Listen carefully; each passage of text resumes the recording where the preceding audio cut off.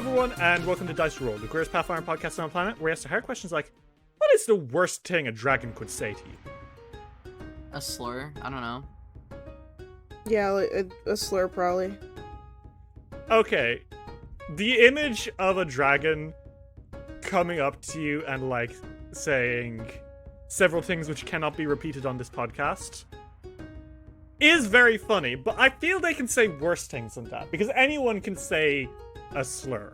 I'm sure there's things that a dragon could say worse. I mean, I guess if a dragon, like, came up to me and just, like, read me for filth, that'd be, like, the worst. Yeah, that also. Here, wait. You're gay! I think the worst thing a dragon could say is, hey, baby. I don't Hi, know. what's up? I think several Scalias would disagree. Never, ever do that voice ever again. You didn't like my little flirty dragon voice? Hey, baby. I would rather not hear it again, thank you.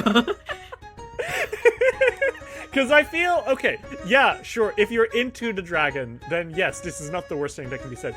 If you are not interested in this dragon, the dragon hitting on you is the worst possible thing. Like, period.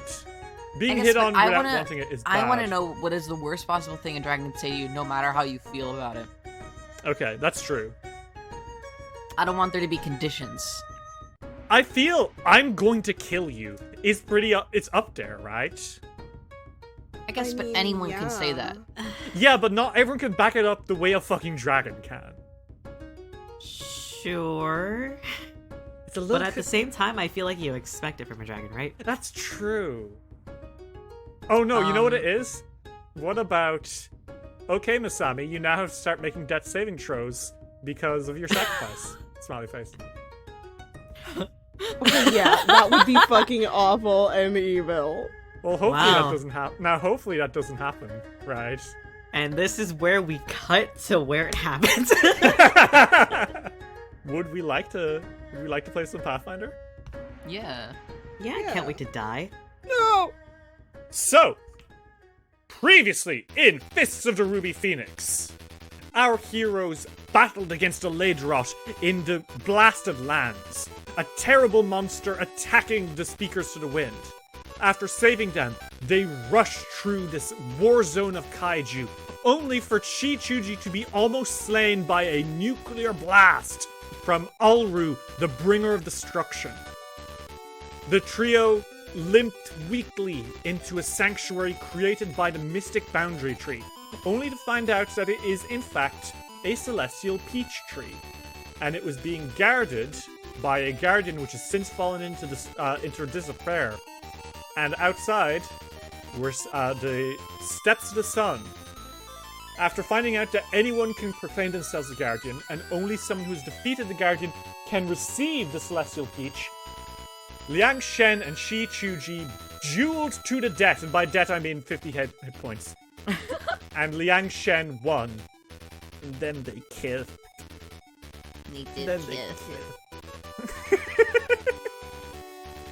Much to the amusement of Asami and Sanku, I'm sure. Sami's not gonna let him live it down.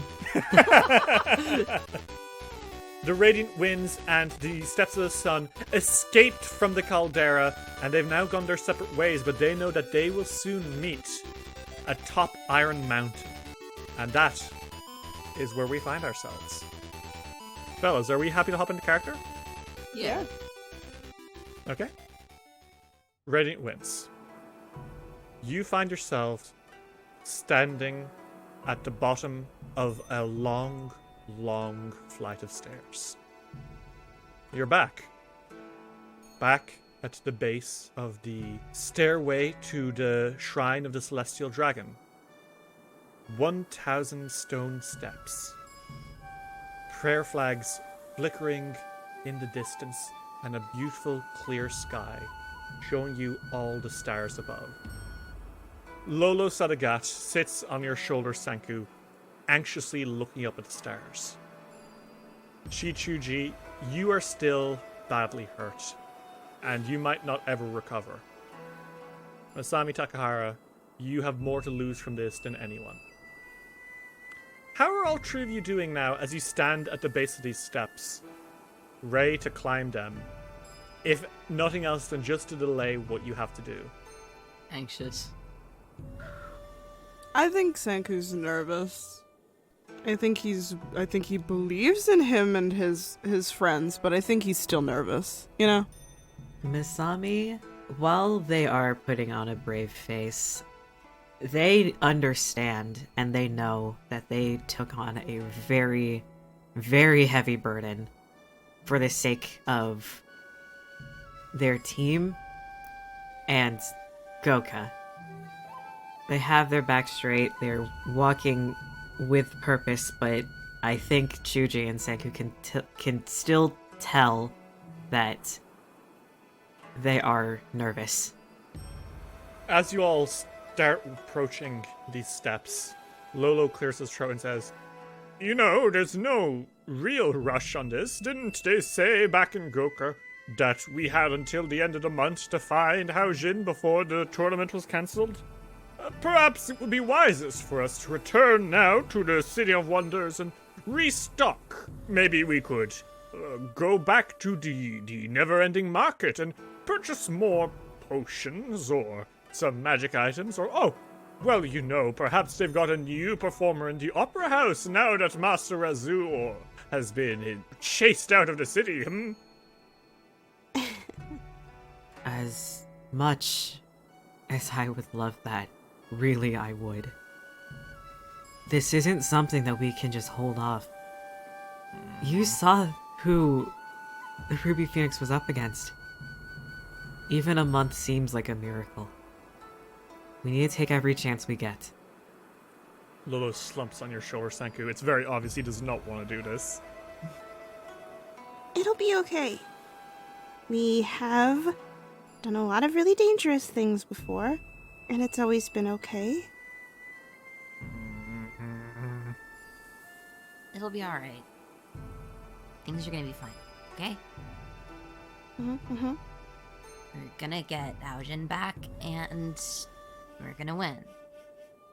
How much do you all believe the things you're saying? 0.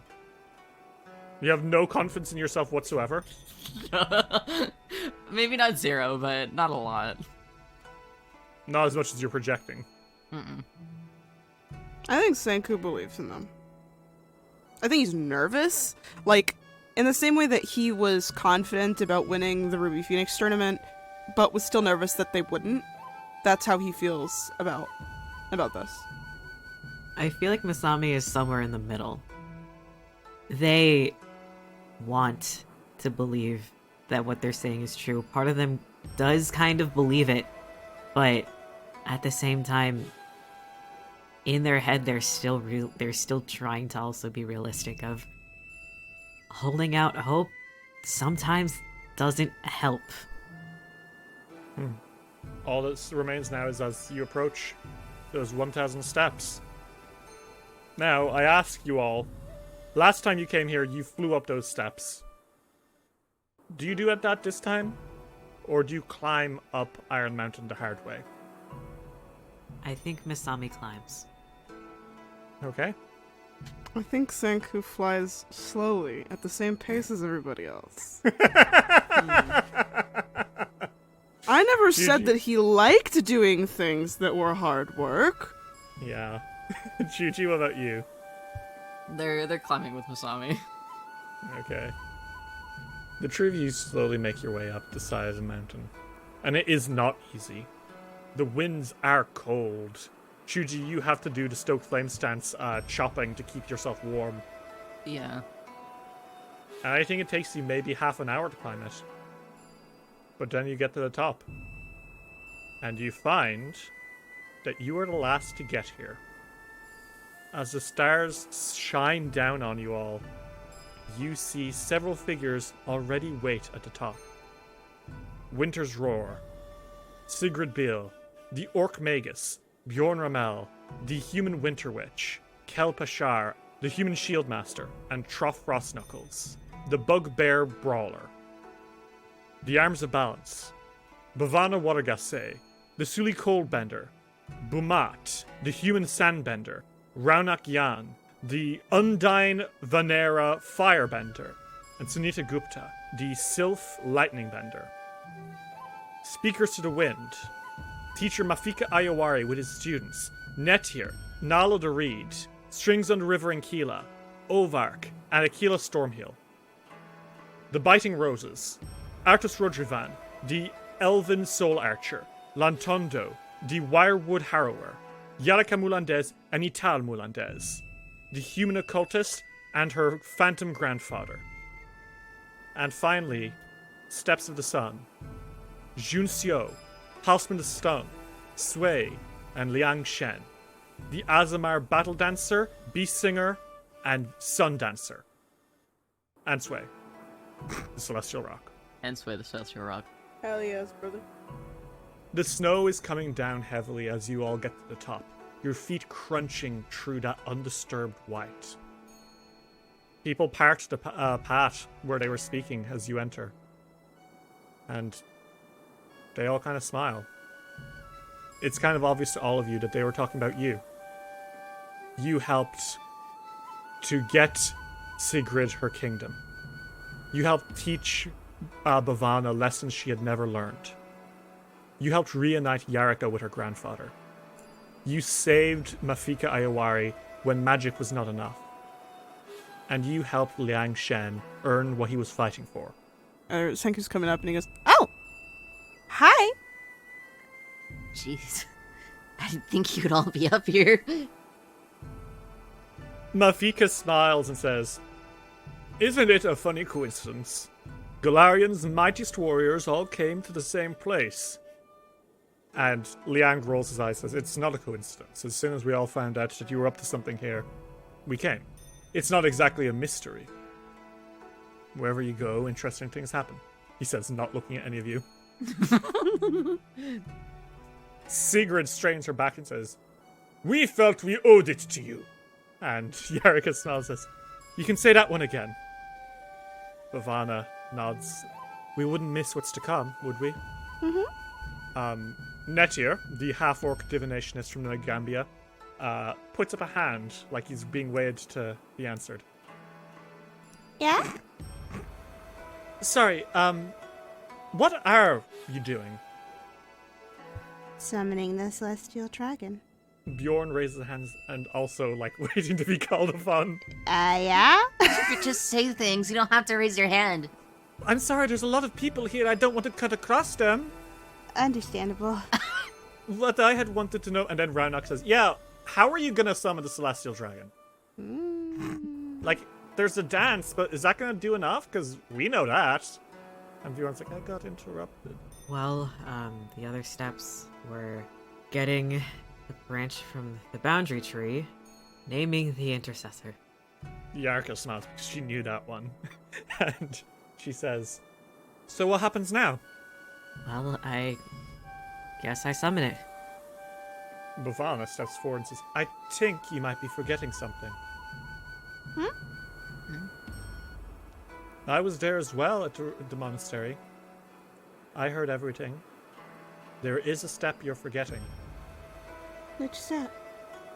Abbot Sujan did tell you that to summon the dragon, you had to do a dance, you had to wave the branch, but before everything else, to trigger the start of the ritual, you needed to put on a fight and to gain the dragon's attention. Oh. Oh. And she smiles and she steps into the middle. And Bhavana Watergase, leader of the Arms of Balance, bows and says, "I volunteer for this fight." Okay. Then there's a hearty laugh. And Sigrid Beale steps forward and says, "After everything that has been done, I think it would be foolish of me not to show you my gratitude with one final fight. I, Sigrid Beale, Queen of the Linorm Kings, will volunteer for the fight as well." And Yarika clears her throat and says, "If we're doing this, then I have some techniques I'd like to put to the test. I, Yarika Mulandez of the Biting Roses, volunteer." And Grandfather Ital steps out from behind her. Teacher Ayawari and Shen exchange a look. Iowari steps forward as well and says, well, I suppose it's only fair. I, Teacher Mafika Iowari, representative of the Magambia, and mentor of the Speakers to the Winds, volunteer. Finally, Liang Shen sighs and says, I think you are owed a rematch, Chuji. I, Liang Shen of the Steps of the Sun, volunteer. They look so gay. The leaders of the 5 teams present each step forward. Each of them has something to prove, a debt to repay, and they wish to help you summon the Celestial Dragon by getting in one last fight. What do you guys do? Well, I wouldn't say no to a fight. Sigrid smiles broadly and she says, that's what I was hoping to hear. You know just how to reel me in. Yarika smiles broadly at that, and Shen just averts his eyes. He's still trying to play it cool. He doesn't... I think the others are starting to notice the looks you and him are sharing. And he's trying to play it cool now because I think even he can realize he's getting attention. I think Misami looks at all of the leaders and bows at them. Thank you for supporting us. It really, really means a lot. Bhavana smiles at you, Masami, and says, we would support you no matter what you did. I think all of us owe you everything now. To fight you is an honor. Lolo on your shoulder, Sanku exhales and says, well, I suppose let's show them the what for, hmm? Radiant Winds, are you ready? Always. Hell yeah. Yeah. So, Raunok steps forward and says, alright, the battle to summon the Celestial Dragon will begin. Radiant Winds versus the Ruby Champions. Ruby Champions, are you ready? Sigrid Beale clutches her Zweihander in one hand, grinning with a newfound confidence as a queen of the Linorm Kings. Bhavana Watergelse drops into a martial stance, summoning all 4 elements as she gets ready to show you what she's learned. Teacher Mafika Iowari just smiles wisely, knowing how this fight will go, but content to take part in the motions one way or another. Yalika Mulandez stands next to Grandfather Itao, and they both mirror each other's movements as they prepare to fight. And Liang Shen spins his fan into a sword and smiles coyly. Raunok then turns to you and says, Radiant Winds, are you ready to fight? Ready. Yeah. Well, I'm ready. Alright. Ready? Fight! And everyone, I want you all to roll initiative against the Ruby Champions. Top of the order is gonna be Bhavana Watergase, the Suli monk leader of the Arms of Balance, who has evidently started to master all 4 of the elements. She's gonna start with something tried and true. Ice energy. Bhavana inhales a deep breath and then exhales a gust of icy wind. And all of you are gonna be caught in this. I need all of you to make me a reflex save as that ice blasts through your area. Ooh, 38. 39. 38. Okay, all of you succeed, and Chuji Path of Perfection makes that a critical success, meaning you will all take half of 8d6 cold damage. That's gonna be 30 cold damage, or 15 to Misami and Sanku. I actually only take 5. Oh, you got the fucking Ring of Energy resistance, huh? I do have 10 cold resistance. The monk then hops back about 10 feet to the side as the other fighters cheer from the sidelines. She seems to be getting ready to fight ranged at you all. Next in the order is Yalika Mulandez, and Yarika smiles broadly as she and Grandfather Ital move, and she says, last time we fight, I didn't get enough chance to flex. She Chuji, check this out. And she is going to spend her first action running up to you, Chuji.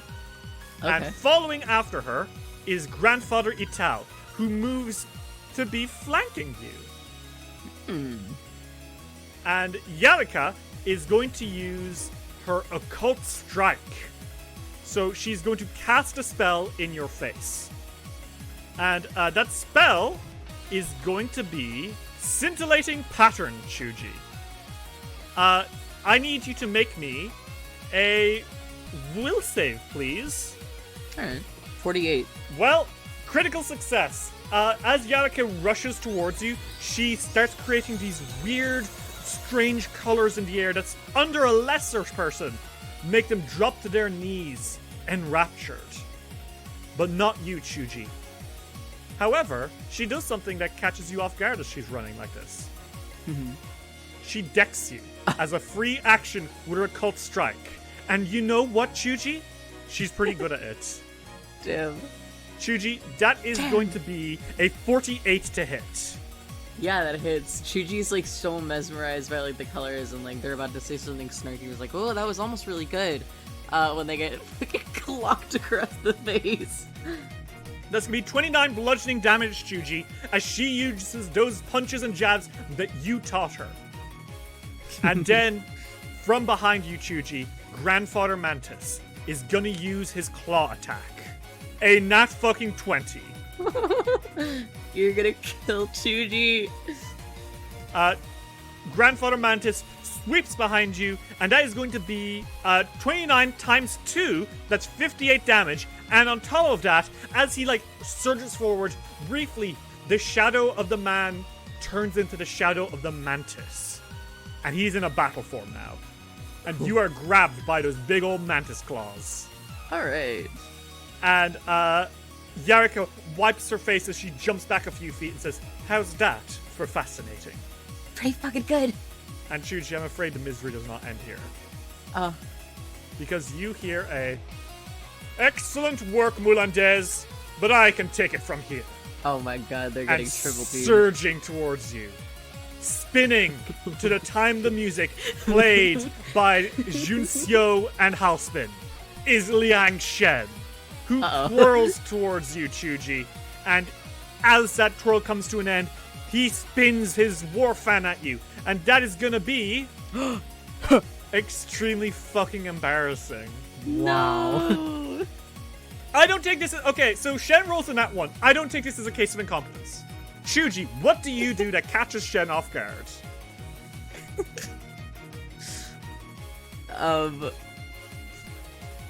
Oh, you know what Chuji does? Chuji pulls up their bangs and they bat their eyelashes at Shen. You don't have your hands free because you're being grabbed, so I'd like to imagine you do the you fucking flick your hair, right? You fucking flick your hair. They a little blow bit. their bangs up, yeah. And Shen, for a moment, stumbles, which gives you enough time to kick at Shen's hand and knock him back a little bit. And I will say that Shen has a -2 on his next attack roll because you fucking kicked his hand.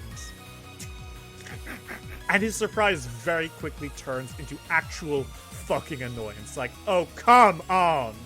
He doesn't say anything, but he is not happy with you. He's going to fucking try attack you, but this is at a -7, not a -5. Okay. That is a 29. 39 does not hit. Okay. Shen grunts as you push him back a little bit and says, I didn't go easy on you back there, and I certainly do not intend on going easy on you now. God, I sure hope not. Masami, it's your turn. Right now, Chuji's being double teamed by Yalika and Liang. Bhavana has ducked back What and a is dream. adopting. Bhavana has ducked back and is entering a ranged combat stance. Mafika Ayawari is at the back, and Lady Sigrid Beale is rushing towards you and Sanku. What do you do? Well, they see that their good buddy Chuji is in a bit of a pickle, so they are going can say it that to. Okay, well, keep it in your fucking pants, man. I think they're gonna circle around Grandfather Mantis behind Shen to flank, and they are going to spell strike. Okay. This is a chain lightning spell strike as well. Oh, uh-oh. Everyone's really grouped up, huh? Everyone is super grouped up. Everyone is at least below 30 feet away from each other, which is great for me. Fucking electrocute the standby people. Oh, fuck. Oh, okay, good. Great. We're doing this again. Fucking... Well, he is flat-footed, Masami. Okay. So, you missed by 1. Shen is flat-footed, so his AC is reduced by 2. A 38 is gonna be a hit against Shen. Okay. Awesome. Well then, so there's that damage against him. As well as... Okay, so that's 20 damage from the sword itself. Chain Lightning. So Shen takes this. Everyone also needs to make a reflex save, I believe. Okay. 80 damage. Okay, well, let's see how everyone does. So that's gonna be... Shen will take a total of 100 damage from you this turn, Masami. 100? Hang on. Yeah, between your electricity and your Shokuto attack, 80 plus 20, yeah. that's 100. I forgot about my Chocoto attack, I'll be honest. Well, Bavana will fail. Ayawari will succeed, just about. Jesus Christ, he's a quick bastard. This old man fucking bends back Neo style. Jesus, okay. Sigrid is going to succeed. I think she just rushes past it. And Yarika is going to succeed. Okay. Okay, Masami, holy shit. Shen turns and looks over his shoulder, and his eyes are glowing full moons. And he looks almost, not quite, but almost impressed. That is a compliment for Masami to come from Shen. Yeah. Honestly, they'll take it. Mafika Ayawari exhales and says, "Well, everyone, it seems it's time for me to reveal my true technique. You've all done very well to push me this hard. Now," and he shrugs off his robe, it falls into the snow, and you are reminded that this old man is buff as fuck. Goddamn, old man. I present to you all Halcyon Surge! And he is going to cast, in 3 actions, an arcane and a primal spell. Okay. So that is going to start with him casting Chain Lightning right back on you guys. Okay. So everyone, if you don't mind, could you all make me a reflex save? 44. 43. 40. Okay. So everyone, lightning blasts out of one of Mafika's hands, and it does a total of 59 electricity damage as it surges through the field. Oh. And then, interestingly enough, something crazy happens. That lightning wraps around you all. And it turns into a group of brambles. And you are reminded Halcyon magic is this combination of arcane and primal magic. And that lightning, arcane, was transformed into a primal effect. Impaling briars. It creates a wall that follows the path that that lightning went. So through you, Masami, around Shen, not into Shen, through you, Chuji, and into Sanku. So, there is now greater difficult terrain in these spots. So if any of you were to move along those impaling briars, you would start having a little bit of trouble. And that lightning that shot through you all is literally now just a huge tangle of briars that have come out of the ground. And Ayawari grins and says, "They say you cannot teach an old dog new tricks. But trust me, I've never stopped learning." So Masami, as this is happening, on top of it becoming a wall of briars, some of those briars, because you are the one that he targeted at first, are going to actually move and continue trying to grapple at you. So this is going to... Those briars are going to attempt to attack you. God. Okay, a 36 does not hit you. No, it does not. Okay, so lightning blasts out of Ayawari's hand. It shocks into you all, but then that bolt of lightning solidifies, turns into a huge cluster of brambles, and some of those brambles shift like waves and wrap into you, attempting to grab you, but you jump back, slicing through them like they're nothing. Sanku, which Prince of the Sea? Ow. Senku leaves the wall. Okay, good call. He's going to move 20 feet so that everyone is in a very pretty line for me. Oh no. I'm going to cast Frigid Flurry, which does not hurt Chuji because of the way that it works. But it does Slay. perhaps hurt everybody else. Yeah, that'll catch Yarika, Sigrid, and Ayawari. So I need 3 reflex saves. Ooh, Yarika gets a nat 20. She sees this. I think, actually, Grandfather Mantis sees this coming and shifts to the side, and Yarika shifts to the other side almost on reflex. So she'll take no damage. Meanwhile, Sigrid is going to fail with a 34. Nice. And Mafika Ayawari is going to succeed with a 43. So he also dodges, but not completely, right? Okay. Holy shit. 73 damage.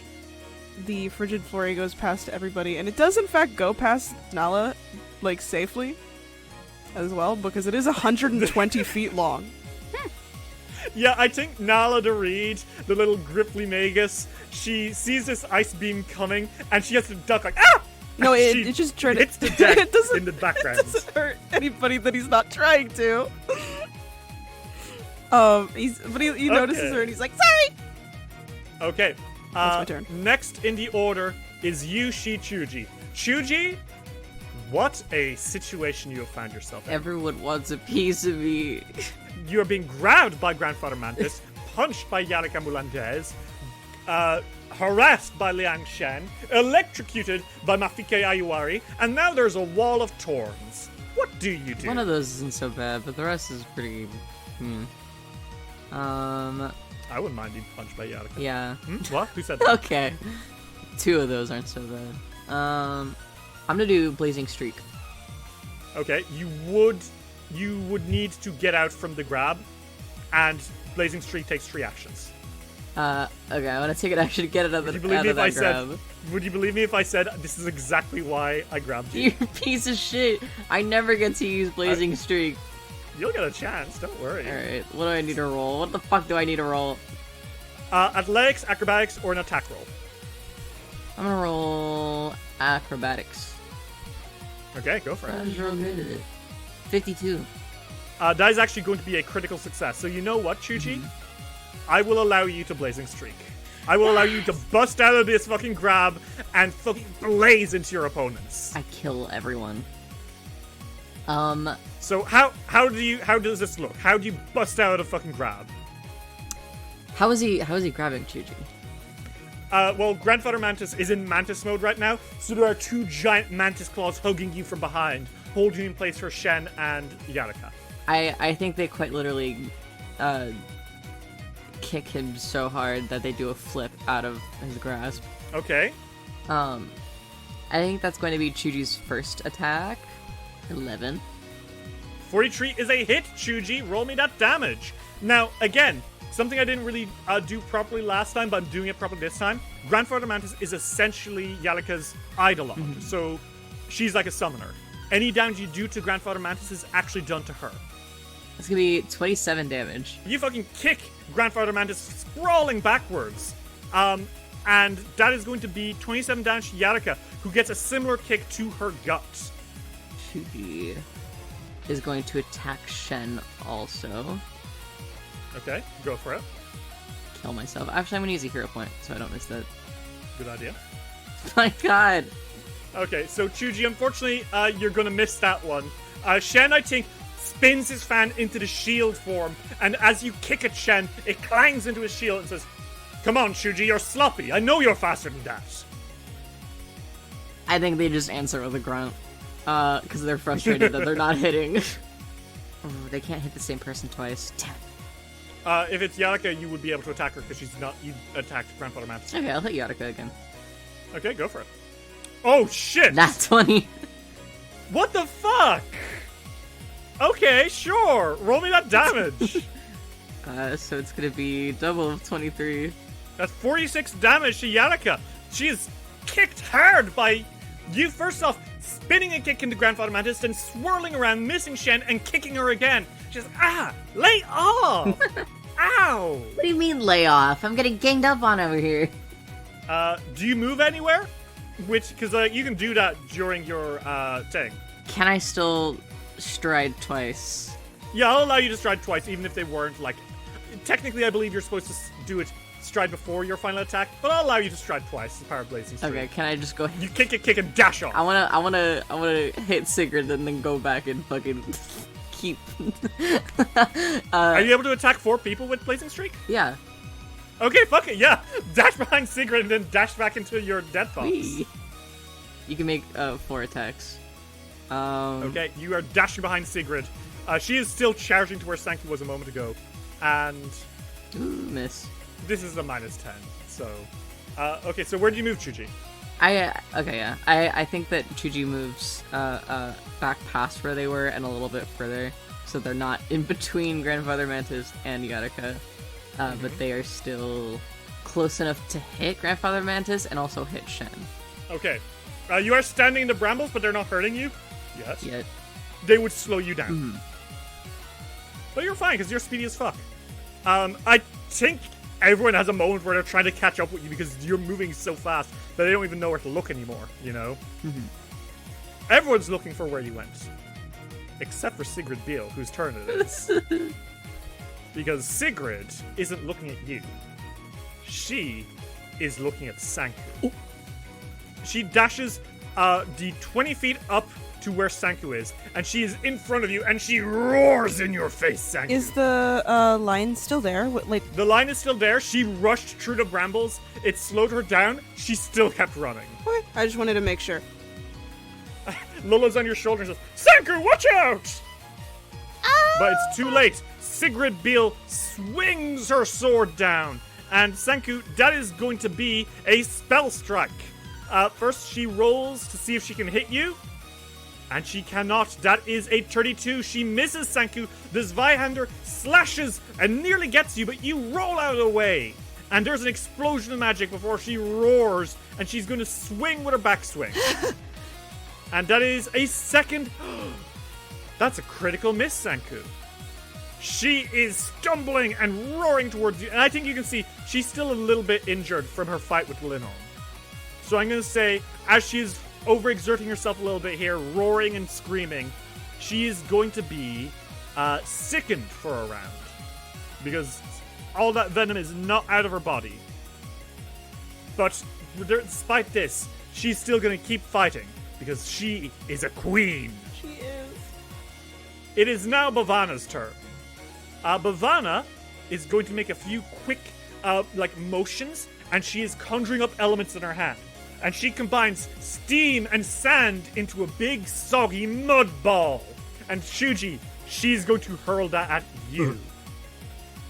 That is going to be a tornado lunge.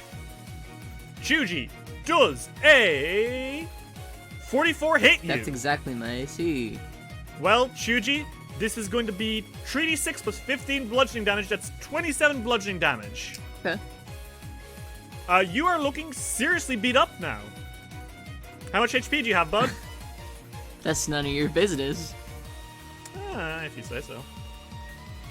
And with her last action, she is just going to move a little bit so she has a better view of you, Chuji, and you, Masami. That is her turn. It is Yalika's turn.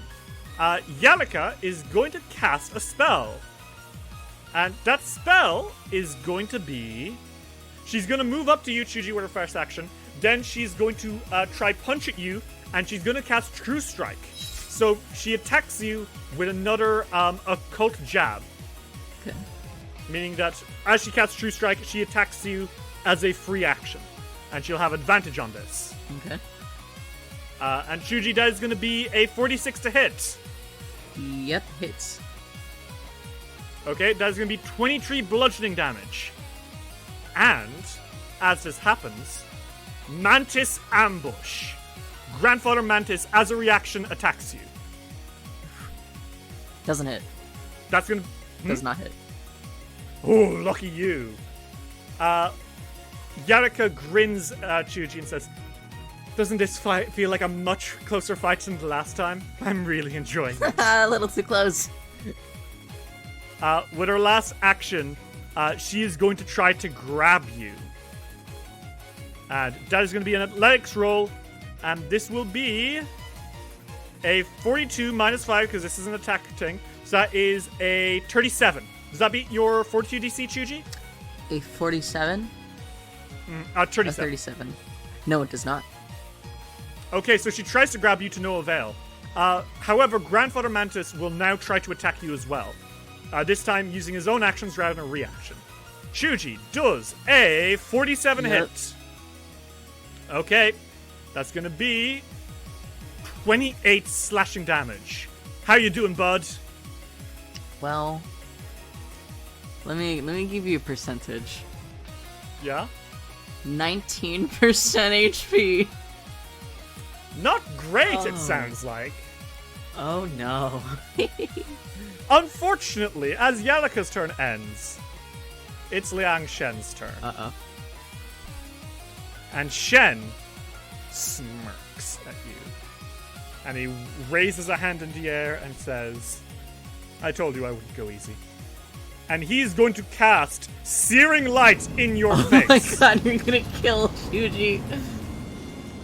Hey, so, just in case. Waiting for attack of opportunity. What counts as a ranged attack, by the way? Well, this definitely does. Cool, attack of Also, spells in general will do this. So, do you want to attack? Go for it. Fuck him. Fuck him. Oh, just gonna make sure this huge. Don't hit my boy. Fuck it. Ooh! Hey, so I get a hero point at the beginning of this. That's right, you do get a hero point at the beginning So of the session. I'm going to be using that right now. Okay. 45. 45 is a hit. You'll hit him, but you won't stop the attack. Okay. So roll me that damage. Not great. 14. 14 damage. He takes it, but he is still going to shoot at Chuji. I tried. And Chuji does a Low. 48 hits. He has to die. I saw the 5. I was hoping. Chuji, that is gonna be 20 fire damage. I'm not down. You're not I'm down? Okay. With his last action, he's going to make a war fan attack at you. And that is That hits me. a 44 to That hit. hits. And that's gonna be 21 bludgeoning I'm damage. still not down. Sorry, 21 slashing I'm damage. still not down. Oh my god! You have 13 HP left, Chuji. Masami, it is your turn. Okay. Liang Shen blasts Chuji in the face and then follows up with a slash. And yet Chuji is still fighting, still pushing through. Oh, hey. Alright, alright. So, I think what they are going to do is they're going to go into Arcane Cascade almost Okay. immediately. They are going to go Okay. in and they have a lightning coursing through their goddamn veins. And then they are going to Dimensional Assault behind Yatika to flank Okay. the Chuji. Okay, go for it. Get a Dimensional Assault right behind her. And then they're going to go for a Spell Strike with Electric Arc. Okay, I have the go hasten for it. rune, so this works. Okay. Well, hit her with the Dimensional Assault. 41. 41's a hit, roll damage. Which one that is 31. Okay, wow, you zap into Yarika, and she goes, ah! As your weapon is, you are emboldened by electricity from Arcane Cascade. And she is turning around, you can see that she is nearly KO already, because you guys have been hounding her. Just gonna go again with the Spell Strike. Mother of God, 34? 34 is going to be a miss, I'm afraid. Right, and that was a spell strike, so the spell strike doesn't work. Okay. And unfortunately, Masami, is that your turn? Yes. If they want to Okay. fucking strike again, and it won't work because it's not enough damage. Masami, you are safely out of the way of the brambles. Or so you think! Because Mafika Ayawari holds a hand and he twists it in the air, and you see him use Shift Spell. And he changes the wall. I'm gonna fucking kill myself. And it is going to, in fact, wrap around you. It makes a half box, changing the way that it is kind of like positioned. So there is now going to be just a difficult terrain on all sides of you. Or at least it would if it would let me drop it. There we go. It is then going to attack you as well, Masami. As he is sustaining the spell. So let's see if this hits you. Does a 42 hit you? Yes, it just about hits. Okay, so that's going to be 10d6 piercing damage as these nasty brambles start hitting you from all angles. That's 33. And he smiles and says, I don't think you'll be getting away that easily, my friend. Try this on for size. And he is then going to follow up with a polar ray. And this is going to be a second attack. So this will be at a -5. Does a 45 hit you? Yes, it does. So Masami, that is going to be 10d8 cold damage, and you are going to be drained 2. That's 43 plus drained 2, Masami. Which will additionally remove another 36 damage from you. Yikes! You and Shuji are both not doing so hot. Arctic wind shoots out of Ayawari's hand, hitting you hard. Yikes, yikes, yikes. And he grins and says, come on, what happened to being the champions of the tournament? Keep taunting me, old man. We'll see whose head's rolling. Sanku, it's your turn. You're doing pretty okay, all things considered. Help your friends. Who was on your shoulder like, Sanku, it looks like your friends are in serious trouble, but also, and a fucking, Zweihander swishes over your head, almost cutting off some of your horn. Okay, careful about those. I'm not sure if those grow back. He's like, oh god. I'm gonna cast Life Boost on Chuji because Chuji. Yeah? And then with my last action, I think I'm going to cast... I think I'm going to cast Fireball Scattered Fire. Okay, and where are you casting the 2 fireballs? Over Sigrid because I'm fighting her. And I think it catches like that. Yeah, so that'll actually catch Grandfather Mantis, right? Yeah. Okay. And where's the second one go? And then so that it gets Shen. And I don't know if I could do Yarka also. You would not catch Yaraka. You can only basically damage Yaraka once in this effect. That's fine. Then Shen. Okay, cool. So Sigrid, Yalaka, and Shen are the targets here. These are reflex saves? Yeah. Yep. And that's going to be a fail for Sigrid. Success for Shen. Damn. And a fail for Yalaka. Roll me that damage. Sick. 45 damage. Sanku. Fireworks explode out of your staff. They blast into Sigrid point blank. They knock Shen stumbling back. And Yalaka Mulandes. As a firework hits into Grandfather Mantis, and then the second one explodes behind her, she is knocked stumbling onto her knees. And Grandfather Mantis flickers out.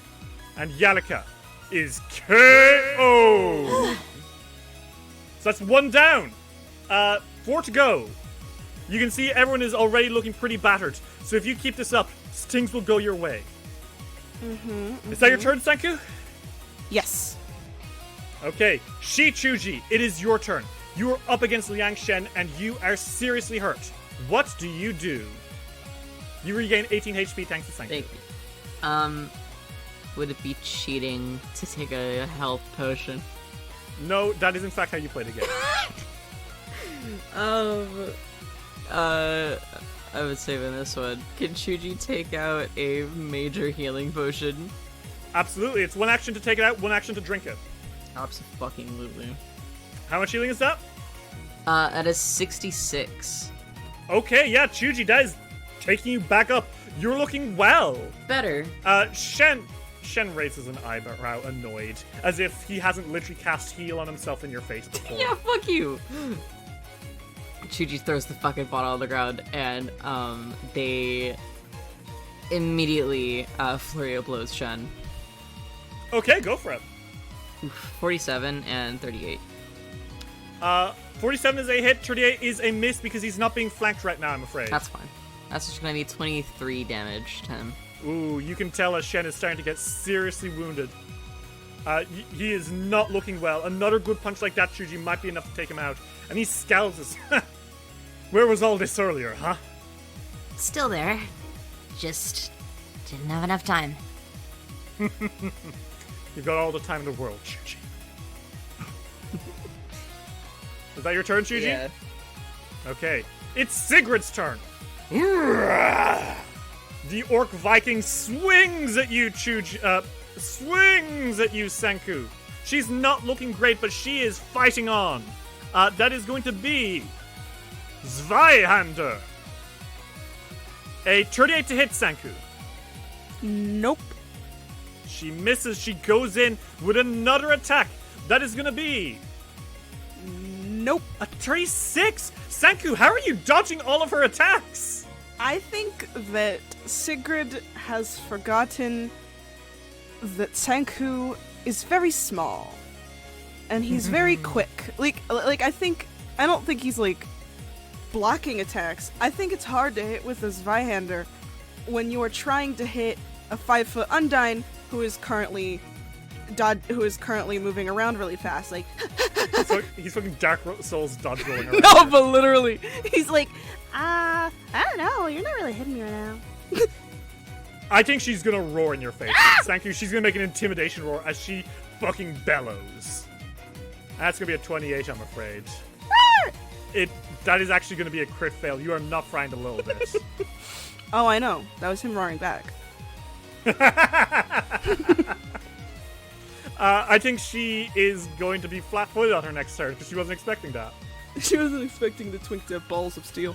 It is Bhavana's turn.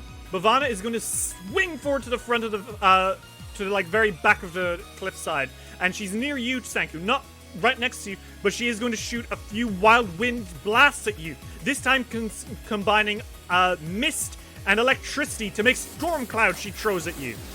So that is going to be, Sanku, a 45 to hit. I think he's distracted with Sigrid.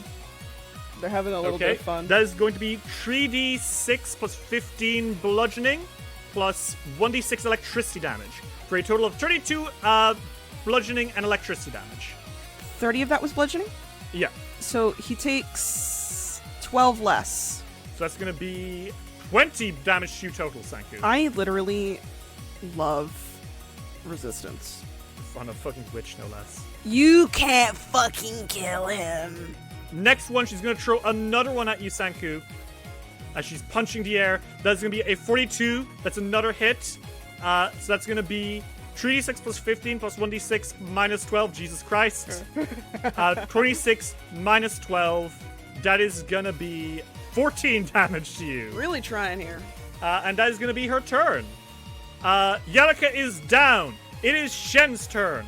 And Shen, as he's dueling against you, Chuji, I don't think he says anything. I don't think either of you have to say anything. You fight like a dance. Mm-hmm. And he is going to strike into you with his war fan. And that is going to be a 47 to hit, Chuji. 47 hits. Okay. That is going to be 25 slashing and fire damage. Okay. And he's then going to spin into a spell, and he is going to call down a flame strike. Chuji, I need you to make me a reflex save, please. Okay. 35. 35 is going to be a fail. You are going to take, Chuji, 35 fire damage All right. as this blasts down into you. And how are you doing? 37 HP, baby. Shen spins and twirls and flames of the sun erupt, and he looks at you confidently and says, "It looks like I'm already on track to win again." As determined by our prior fact. No way, I'm not letting you win that easy again. Then come on, show me what you've got! Masami, it is your turn. This fucking bramble-ass bullshit. You are so in pain. God damn it. What do you do? I have an idea.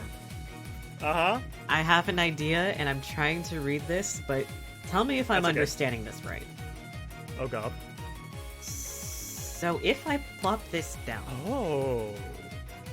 will this work as a patented fuck you no magic?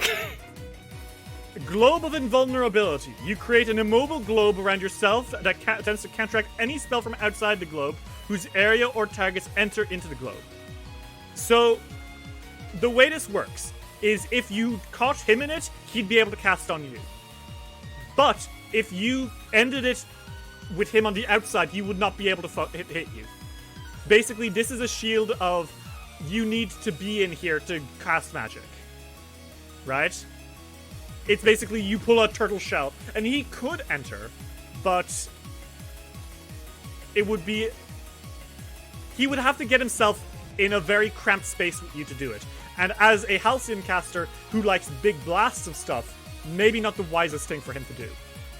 Alright then, so I think what Masami is going to do is they're actually going to dart diagonally down southwest to avoid the brambles, and Okay. right behind Shen again, and then Okay. cast Globe of Invulnerability. Oh! Okay. And... Okay, so Masami, Global Invulnerability creates a shell around you that will stop people from the outside casting on you, but you can still cast on people in the inside. And you are catching Shen and not Chuji? They're flanking right now, so Uh-huh. I think this is a bit worth having to say fuck you to the magic user if putting up with a battle dancer is worth it. Yeah, but this is really funny, because Shen can no longer cast spells on Chuji now. Shen is suddenly cut off from Chuji by this wall of force and squints and then turns around and he doesn't obviously at you. But here's the fun thing about Global Invulnerability. Uh-huh. It doesn't stop fists. That's true. I think they turn around and look over their shoulder from facing Iwari and they go, "Hey." He just... I think he goes at you. That's what he does. Fucking bitch. Is that your turn, Masami? Yeah, that's their turn. They moved in, then they... Iowari looks pleasantly surprised. He actually cannot do anything to you right now. I think he just claps a little bit. He says, "Very well done, Masami." Well, and I think he holds up a ball of energy and he's gonna blast into Sanku across the map. I'm sorry.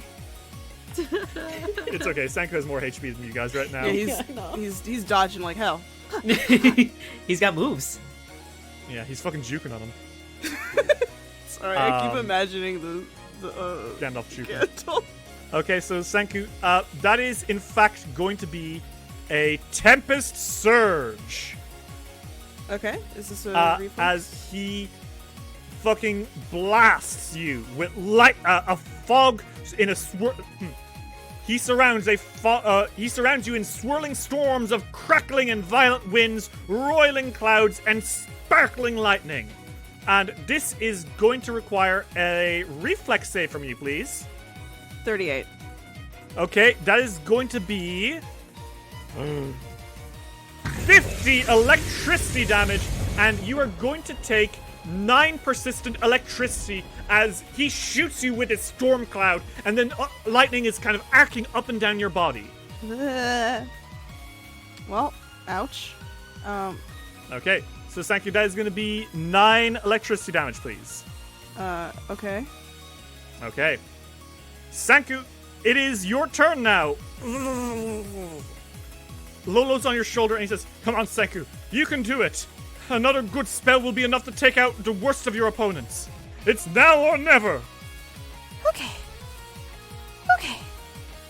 I think he's going to cast Elemental Betrayal on Vivana with fire, Okay. and then I'm just gonna cast a regular fireball. Or no, I am Okay. gonna cast Fireball Scatter Fire, I think. Okay, on Bhavana and on Sigrid. Well, they're actually close enough that it can hit both of them. Okay. My Who's the other one you're is casting? going on a Waiowari Okay, cool. because he thinks he can escape me, but he really cannot. Bhavana is going to roll a success, 42. Sigrid is going to roll a success just about with a 39. And Iowari is going to roll a success with a 47. So they'll all take half damage. Sanku, roll me that damage. 54. Though Bhavana does take extra damage. She'll take extra damage from Elemental Betrayal, yeah. Then, Sanku, as the firework explodes in Sigrid's face, she's already badly injured. She lets out a final roar before stumbling onto her back and landing KO. And Ayawari is going to take that damage. He is doing woof. Shichuji, it is your turn. Hey, what's up? So, by the way, Sanku, you take 9 damage, and you are still being electrocuted. Chuji, you're healed for 18 HP. Thanks, Sanku. Thank you, Segu. Amazing for you. There are 3 opponents left standing. All of them are looking poorly, especially Liang Shen in your face. What do you do? I attack and kill. Chuji actually gets into Dragon Stance. Okay. And they are going to 2 action, 1 inch punch. Okay. 45, That's a hit. Roll me that damage. 39. Shichuji, how do you knock out Liang Shen? Chuji feels that one last burst of healing that they got, and they kind of steel themselves and breathe in, and with a smile, they just kind of look at Shen, and they're like, "On your right," and then they kick the fuck out of him with their right feet, or with their right leg. I think Shen didn't believe you. I think Shen expects you to feint him, and he looks to his left. And that is his mistake. Not realizing that you really would try something so dumb. And Liang Shen is knocked KO as he falls to the floor. You have 1 action left, Chuji. What do you do? Chuji. Hey, bitch. They get behind Teacher Ayawari. Iowari just smiles as you approach, like he fully expects this. He's like partially covered in snow now as he stands here shirtless, and he just smiles at you as you rush past him. Aw. Is that your turn, Chuji? Yeah. Okay. It's Bhavana's turn. Bhavana is going to stay where she is, and I think no, you know what? She's going to rush up to you, Sanku, and she is going to just drop a flurry of blows on you. She's dropped out of her crashing wind stance. Okay. Does a 43 hit? Yes. Okay. That is going to be 27 bludgeoning and cold damage. Bludgeoning So that's and gonna cold be- damage. I take Yeah, 15 total. I take none of the cold damage, and then I. Oh my god. Eh. So it's 10 damage total. Uh-huh. Second one is a miss. Realizing that you are a tough partner, she's gonna disengage. She like bows and then fucking flips off towards the others. Oh, I think she's okay. going to go towards Masami. Wow. Masami, it's now your turn. Most people are unconscious now, and Bhavana is now standing next to you in a fighting stance. What do you do? They are going to do what they tried to do before and spell strike. Okay, go for it. 38, That's a hit. Roll damage. 24, Okay, she takes that. And what's the spell strike? gouging claw, Okay, roll me that damage. 37. Masami, Yep. how'd you take out Bavana Watergase? I think immediately, Masami has pretty decent hearing. I think what happens is that they hear Bavana approach behind them, and they sweep back and catch her off guard with like a sweep of the leg, a slash of their sword, and then a morph of their arm into their kitsune claw, and just scratch down and have her body land flat on the floor. Ooh, oh, 3-hit punch. She goes down, and she is KO. They're going to, with one action, oh god, where is it? Oh, there we go. With one action, they're going to Dimensional Assault and flank with Chuji. Okay, you zip up to Mafika Ayawari and slash at him through time. Make me that attack roll. The 36, A 36 is a hit. Roll me that damage. 26. Okay, he takes it. He's not down, but he's very close to it. You technically have one action left. Oh, I could do What do you something do? real fucking stupid. You could! Maybe it'll pay off. Oh my god, I could do something real stupid, but my rolls have been so low. Come on, you're owed a good one, right? The gambler's fallacy isn't real. Yeah, the gamblers. Yeah, okay, you know what? Fine. I'll do this a blind GM roll. How about that? Sure. And I'll tell you exactly what it is. No! I have to screenshot it. You won't believe me. It's a nat 20. I heard the noise. That. Yeah, we all heard the noise. You can hear the fucking nat 20 noise even on a blind roll? Apparently. Cool. Well, it's a nat 20. Masami, Oh my god. Okay. roll me that damage. Well, double of 29. Masami Takahara, how does your stupid attack, I don't want to say stupid, how does your reckless attack take out Mafika Ayawari and cinch the battle for you all? Oh my. With Chuji flanking. Oh my god. I think they paused for a second while they're back after they took down Bavana, and they're like, I might not live after this. Let's fucking go. And they just run up in a dimensional assault and slash at him twice as he's distracted by Chuji. And Mafika Ayawari lets it and he goes down, and he is KO. Dice Roll will return after these messages. We now return to Dice Roll. The other fighters cheer for you. Raunok holds a hand up and says, and we have our winners! The Ruby champions have fallen, and the Radiant Winds have won! Woohoo! There are congratulations. Sigrid pats your shoulder, Sanku, and tells you, ha!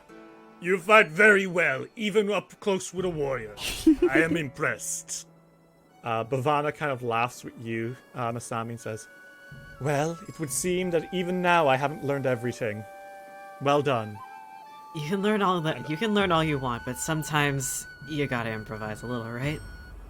Ayawari grins with you and says, well, you certainly showed me. I'll have to look more into mega studies. I feel perhaps it would be useful to teach back at the Magambia. I don't suppose you'd ever be interested in being a guest lecturer. I think that would be nice. I haven't traveled far from Tianxia, though. Let me tell you, it's wonderful to do so. With you, Chuji, Yarika's like, hey, did you see the punches? I really did learn. I practiced everything you showed me. You got me real hard across the face. Yeah, I got that one. She's grinning. She's kind of like side-hugging you. And then there's Liang Shen, and he stands before you. And he looks down at you, Chuji, kind of squinting. they're looking away. You did all right. Then he looks away and he walks away very quickly.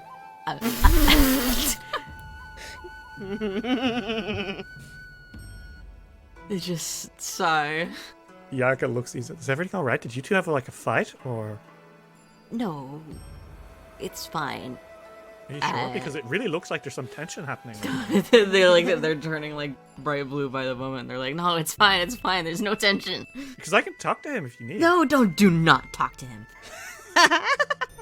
I think Bumat laughs a little bit and says, "That was a hell of a fight. I thoroughly enjoyed it." And I think Ovar claps his hands and says, "I've never seen anything like it."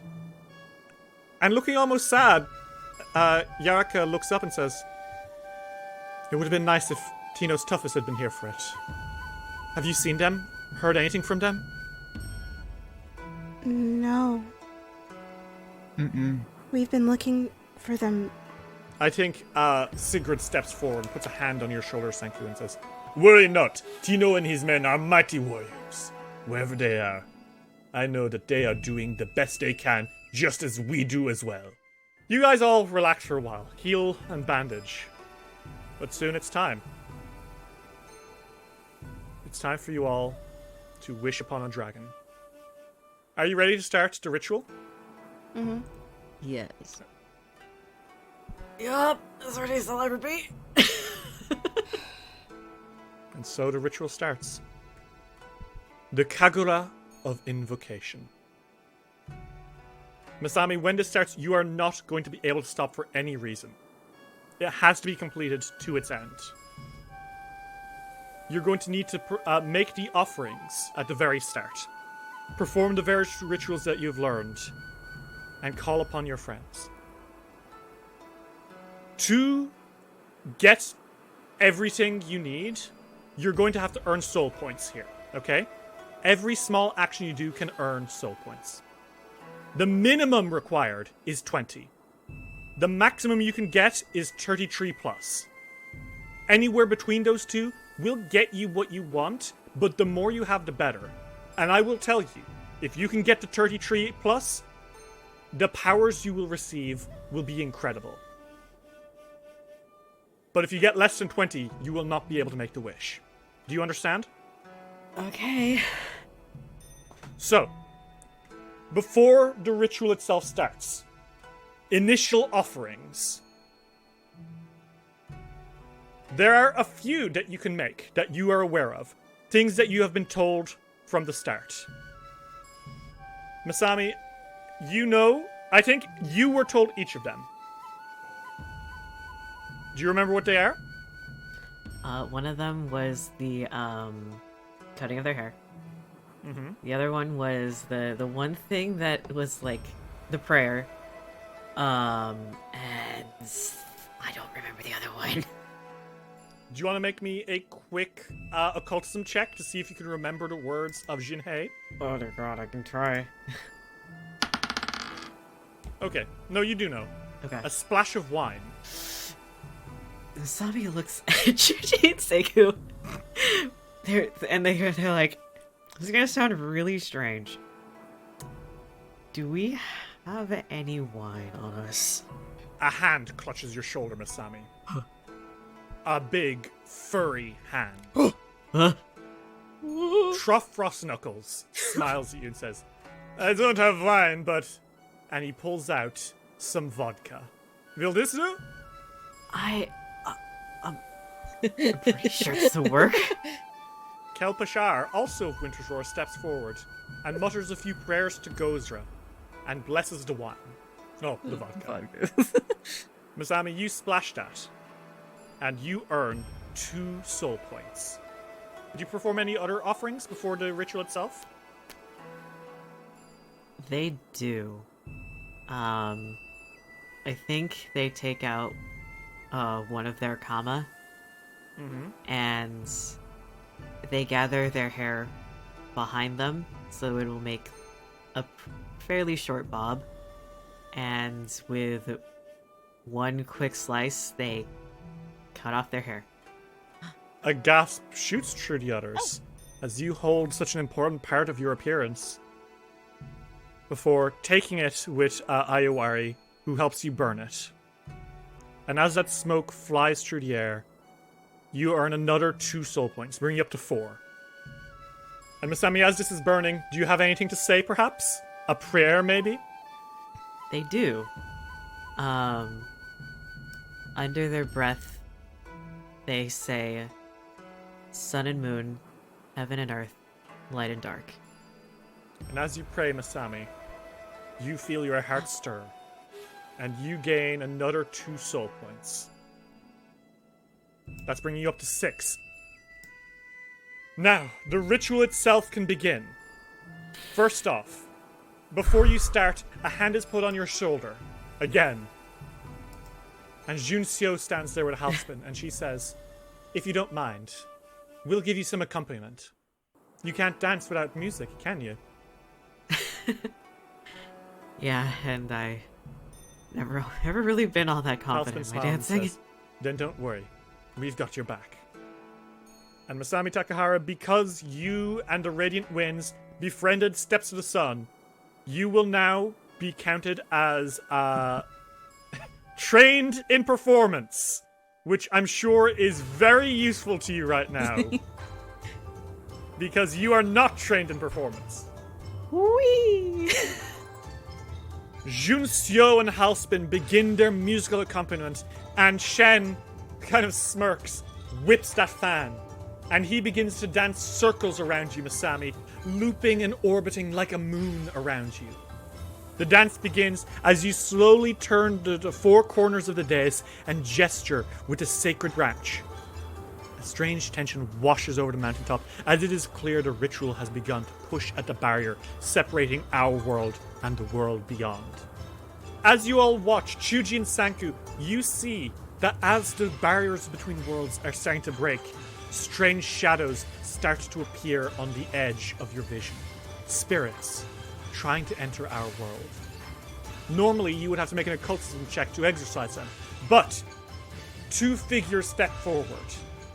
Lantondo and Arctus of the Biting Roses. They swing out their soul arrows and their harrow cards, and they keep the creatures at bay. And because of that, because you befriended the Biting Roses, the spirits are held back. The second movement begins, Masami. You tear a leaf off the boundary tree's branch and place it in your mouth, and the branch's shape ripples into that of a wooden fan. You perform a series of complex circular motions with the implement, and the winds howl about the peak of the mountain. But Sanku, you see, as the winds blow precariously, a rock atop one of the peaks stumbles and starts to roll towards Masami. Uh-huh. And normally I would have you and Chuji take 1 round to try to destroy the boulder. But you don't need to. Because there is a flash of movement, and Trough Frost Knuckles rushes into the boulder and punches it once, and it shatters into gravel. And because you befriended Winter's Roar, you do not need to do that. Oh.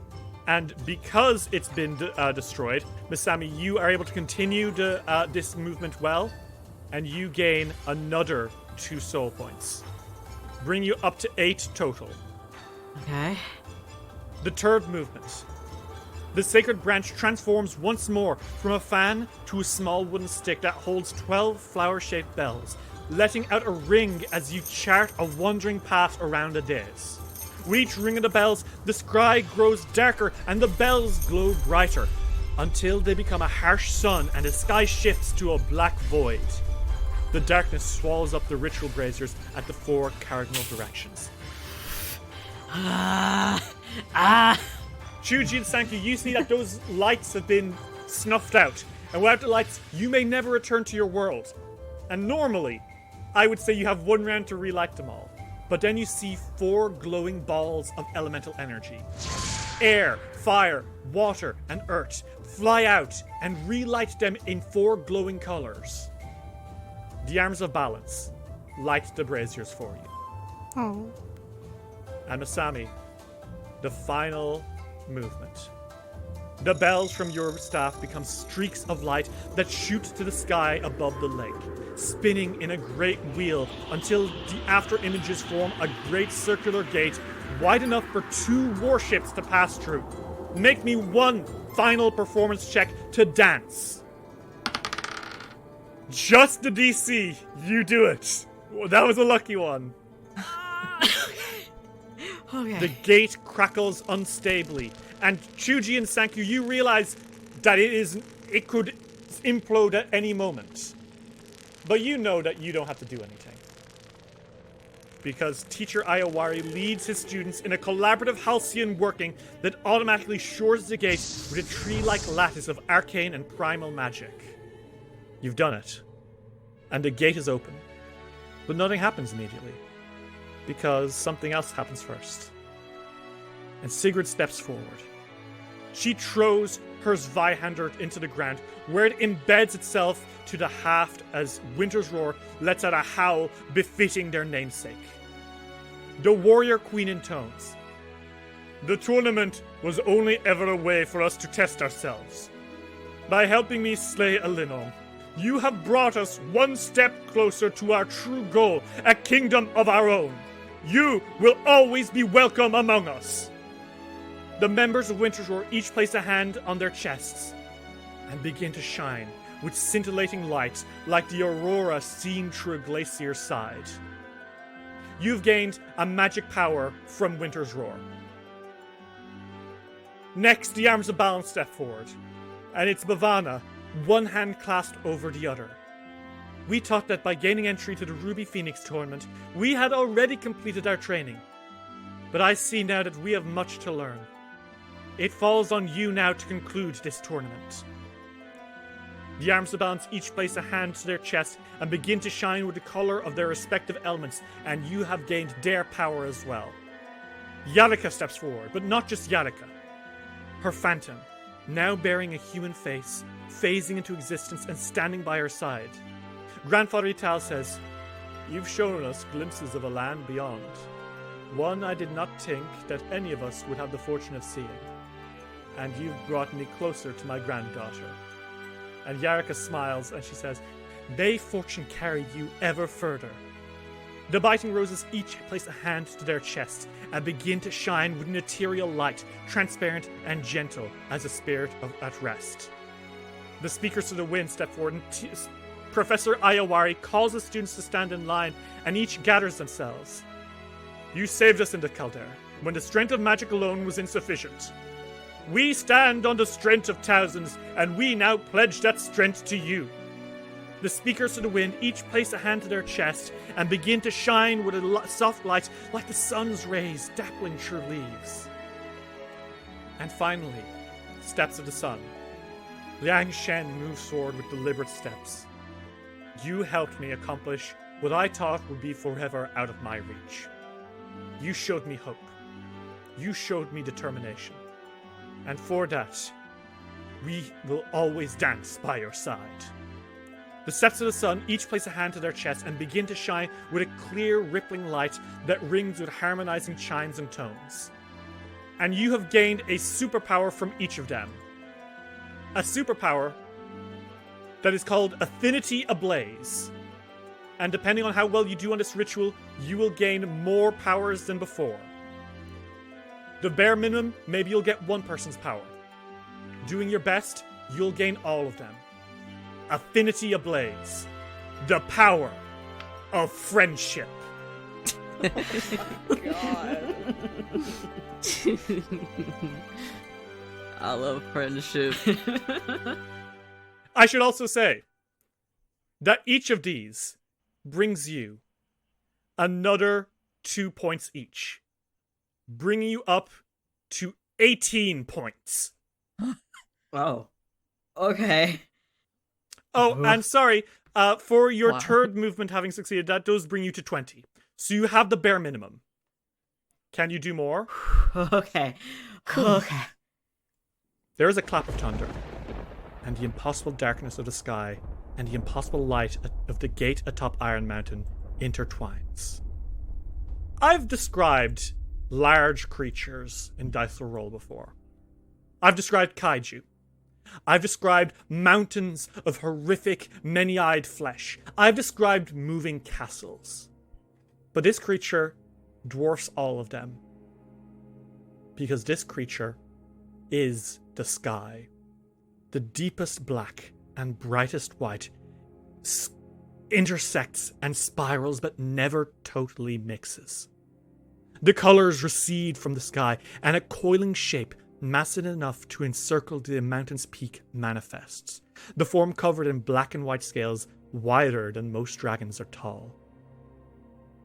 2 eyes, each a serene grey bright as the moon and as large as the moon, looms from the being's head. As the titanic dragon opens their whiskered jaws to reveal black and white teeth the size of mountains, they speak in a voice that is at once old and young, ringing in the ears and resounding in the chest. And you see the celestial dragon. Oh, Holy fucking shit. I'm getting like Shenron meets Chaos from Hades vibes. Yeah, that's a really good way of putting it. This is a massive imperial dragon, but it's barely even a dragon. It is the night sky. As it moves, it has 8 pairs of limbs. It has curling goat horns and a beautiful mane of white fur and mustaches and those eyes. As it moves, it shifts the sky like the aurora borealis. It literally has 3 mustaches. I like his 3 mustaches. Pretty sick. And it speaks to you in that young old voice. Children, you have called us. And yet, we see not just one intercessor, but a legion of warriors. But somehow, enough magic and ceremony has been shed here to call us. What is it you desire? Speak now. And Lolo on your shoulder sank and said, the celestial dragon.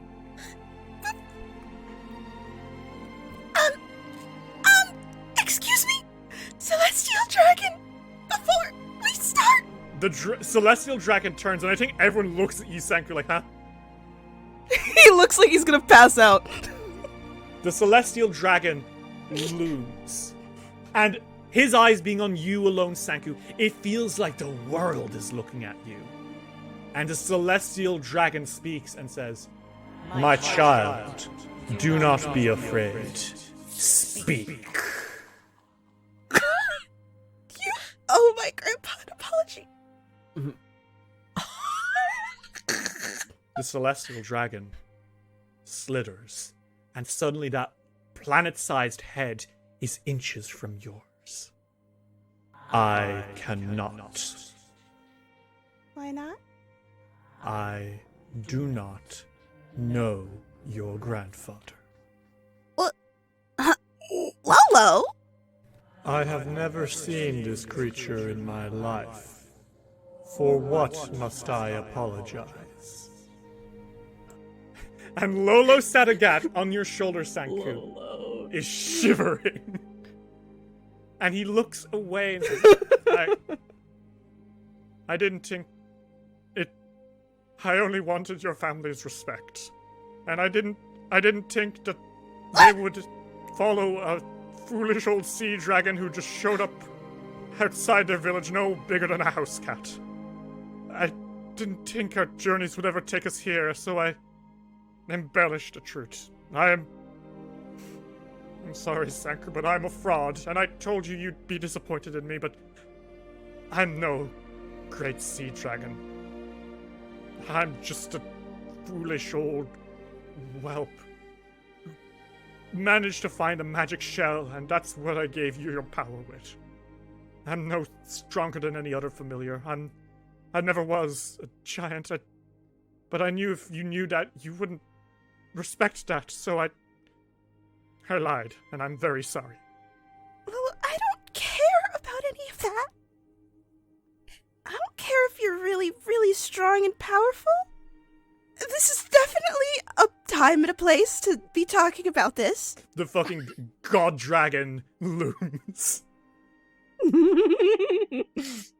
There wasn't a good time earlier. Why didn't you tell me before I told the celestial dragon? I tried back on the airship. His eyes are welling with tears. I don't think. Well, it's okay. You guys can do that. He's like trying to look away from him, but he keeps glancing back at the celestial dragon. The celestial dragon, this enormous creature, honestly as big as a planet, right? It coils, and infinitely, no matter what direction you look, horizon to horizon, it covers everything. The dragon speaks and says, I cannot remain here forever. I ask of you, before you burn out the light that keeps me here. And Masami, you can feel in your heart, it hurts, actually. It's starting to hurt a little bit. Every moment it's getting a little bit worse. Your soul is burning. What is your wish? I think beside you guys, Rauna kind of says, man, you could have anything. Like, forget the Ruby Phoenix. Riches, wealth. Whoa. Masami bites back the pain for a moment and says, we need help finding the Ruby Phoenix. We need to be transported to where she is. I can get you to her. But with the power of the soul burning inside you now, I can only offer the most rudimentary of blessings. Doing so is possible, but it will not be easy. And then the dragon slithers closer and he says, children, I can make it easier, but this will require sacrifices. And I think each of you in your heart knows the things you can give up. My darkest secret. You can whisper a secret out to the celestial dragon, and the person who this secret concerns will hear it. This will potentially damage your relationship with that person, and maybe bad things will happen because of it. My greatest ability. You can give yourself a penalty to some of your strongest skills. Every day you might be able to fight it off, but you'll never be as good at that skill again. My health and my body. You can voluntarily weaken yourself, making yourself more vulnerable to certain types of damage in a fight. My dearest one. The memories of a friend, a parent, a lover, or someone else. Will your heart ever be truly the same? And then, by far the most powerful, Masami, you can offer up your life and soul. This would give you an insane amount of soul points, but it could cost you your life. What do you guys do? I don't think Senku would want to give anything up here. Yeah? I don't think so. Lolo's on your shoulder, Senku, and he kind of nudges himself a little closer and says, you don't have to push yourself, my boy. We'll figure something out, alright? It's not your duty to push yourself further than you already have. I know. He smiles kind of weakly at him. I think Masami steps up and says, the question on the greatest ability one, actually. Yeah? It's any skill. Any skill? I choose the skill. You choose. Okay. Okay. That's fair. That's fair. I choose the skill. Okay. And it will be, to clarify, it'll be a -1 to 2 skills. Okay. Permanently. Although you can make saves at the start of the day to see if you can fight through the curse, but you will permanently be giving up a part of yourself to the celestial dragon. Okay. Masami steps up then and does a cursory offering I am proud of the things that I am capable of, but at this point, there are bigger things. Whatever of my skill you will take. The celestial dragon looks down at you, Masami, and that gaze is piercing. And your hands clench and unclench. And you just feel yourself ever so slightly not able to move your hand quite as fast as you used to. And you realize you never will again. Masami Takahara, I am taking away some of your acrobatics and some of your thievery. Okay. And for your greatest ability, Masami, I give you 4 soul points, bringing you up to 24. And they take a step back to see if anyone else is going to step up again. I think that instead of stepping up, Chuji kind of head down. They walk over to Senku and kind of sheepishly they very lightly grab him by his arms and like hold his hands in theirs. And they can't bring themselves to look at him. I'm sorry. Just know that I love you a lot. And I'm so sorry. They let go and they step up, and Chuji whispers their darkest secret. Masami, you can't hear this, and no one in the whole group can.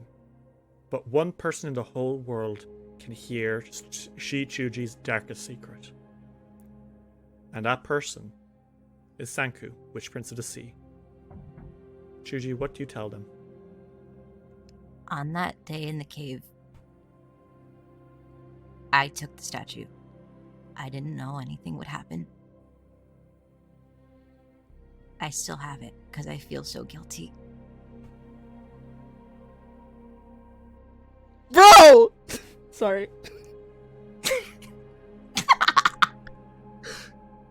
Sanku, you remember the day that you lost your arm, walking through dragon territory with Masami and Chuji, entering a cave and seeing in the middle of the cave the statue of a crystal-eyed Orochi. Masami warned all of you not to touch anything because this place was clearly cursed by dark magic. And you thought you touched nothing. All this time you thought that the Orochi spawned because it had always been there and it was there to attack you, but no. It wasn't there for you, Sanku. All this time it was there for Chuji. And if Chuji hadn't taken that statue, you would still have your arm. It was Chuji's fault that that happened to you. But you can also see how that has affected Chuji. Suddenly everything makes sense. Chuji was different after that day. Leaving candy on your pillow when you would awake with nightmares. Staying by your side, going and doing things that Chuji clearly had no interest in doing, but doing it anyway because you wanted to. Maybe it was Chuji's fault, but also it was a stupid mistake that they have personally blamed themselves for the last few years. One that's clearly been haunting them every day and every night, eating away at their insides. Chuji returns back to where they were standing and kind of caressing one of their arms, they just look to the side. No one in the world knows except you, Senku. I think Senku is just holding his arm right now. I don't think he's saying anything right now. Does he know how to feel? Or is it kind of like just taking it in? I don't think he knows how to process that right now, no. I don't think that he's looking at anything at all right now. Like, I think he's just 1,000 yards staring. I think he's clutching onto his arm, like the fake, like the prosthetic one. Mm-hmm. And I think he's sort of got, like, that, like, wide-eyed, eyebrows furrowed. He's not looking at anything in particular. Like he's not here. like he started dissociating. I think Senku just manages an I'm not mad. I'm not mad. Chuji, how are you doing? They're gonna throw up. They're gonna throw up right now. I think hearing that, though, I don't know if it changes how sick they feel about what they did. Mm-hmm. Because I don't know if it's Senku being mad at them that they're afraid of losing his trust. Yeah. That's going to be 6 soul points, bringing you up to 30. Is there anything else you want to sacrifice to get to the maximum soul power to grant this wish in the best way possible? Masami looks back at Chuji and Senku. And they give both of them a smile. One that says, I love you guys. And I'm sorry. Don't do that. He sort of stops staring, and there's like a look on his face, and he's like, don't leave me. Please.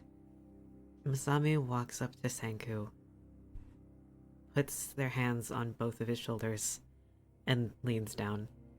I made a promise. I made a promise to your parents, to your mother, that I would make sure that we would see this through, and not a scar would be on you. I intend to keep it. I don't have any scars. So then she'll notice. And then what'll she do to me? Look, I told you everything is gonna be okay, and it will. We are going to get through this, and I will make sure that we see this through to the end. You too, though. I don't want you to. I don't want you to do it. I think that Chuji knows that Masami's heart is set. As much as they also do not want them to do this, they know that they especially do not have the words to stop them. So what do? You stand back? Yeah. They just give Masami a smile. I love you. I love you too. And whatever happens, I'll never really be gone, you know. You still remember me. I'll never forget you. But you're not dying. So it's fine.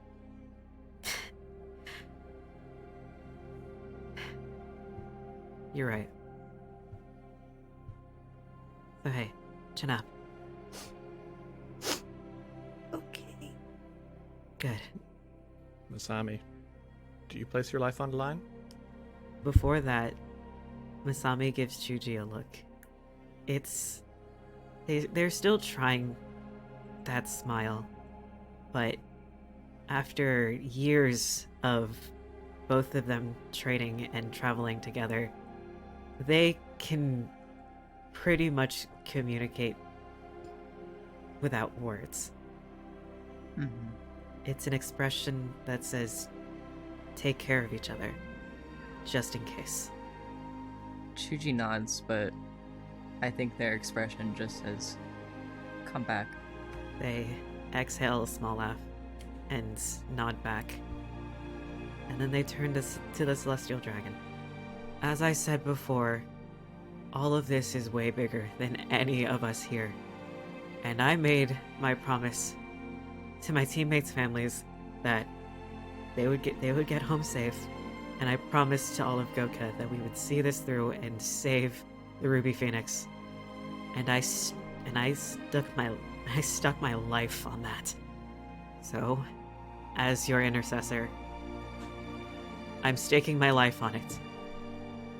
The Celestial Dragon chuckles, and a wispy sphere floats out from your mouth, Masami. And for just a moment you see it. Ah, that's your soul. Then everything goes dark. You are reduced to 0 hit points, and you are now dying too. Okay? For 3 rounds, no one can help you. Okay. You need to make me a death saving throw. The DC, it's 10 plus your dying modifier, so 12. Then if you hit dying 4, you're dead. Okay. Masami, you go down. Sanku and Chuji, you watch. And Masami, you need to make me a flat check, please. Round 1 out of 3 before anyone can help you. 15. Masami, you go down, and that orb, it's kind of floating in the air, and it shifts downwards towards you. You're now dying 1. Okay. Round 2. You have to beat an 11. Roll me another flat check. As a nat 1. I still had 2 hero points. Would you like to use one, or will you become dying tree? I'm gonna use one. Reroll it. Nat 20. Oh. There's nothing in between. Masami Takahara. Your soul, it flickers. It goes up, it goes back. Do you want... Okay, question. For the drama, Yes. do you want to ignore the hero point and be back to dying 1? Or will you have used the hero point? Ooh. For the drama. For the drama. For the drama. Pieces of shit. Literally hate you. What the fuck is wrong with you people? Yes. Okay. What the hell? Masami, you are now dying 1 again. You went down to dying 3. You're back up to dying 1. Round 3. After this, people can help you. Okay. Roll me that d20. 16. No help needed. Masami Takahara, your soul is who you are on a most fundamental level, and it struggles as it's being pulled up into the stars. But then, as you sleep, you see flashes. Hiroshi Takahara fighting with you atop the rooftops. Faye leaning in and whispering the newest rumor floating around Goka. Hiromi, that awful, awful woman trying to get you in on a new scandal. Oh, man. The bastards who hurt you in Oni's mask. Genhara the Black-Winged. Sanku, Witch Prince of the Sea. Smiling up at you with that foolish baby face who trusts you far more than anyone should. Shi Chuji, the kid you've seen grow into a world-class champion from a scrappy teenager who could barely throw a punch on the streets. If you die, you'd be leaving these people behind. Are you going to accept that? Not even a little bit. You fight like hell. And you wake up. And Masami, the stars are beautiful. You have gained 12 soul points.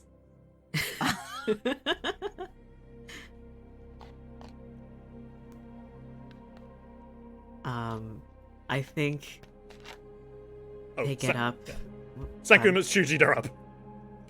Yeah, fucking Masami tries to get up. Chuji storms them with a hug. Okay. Oh, you fucking idiot, you almost died.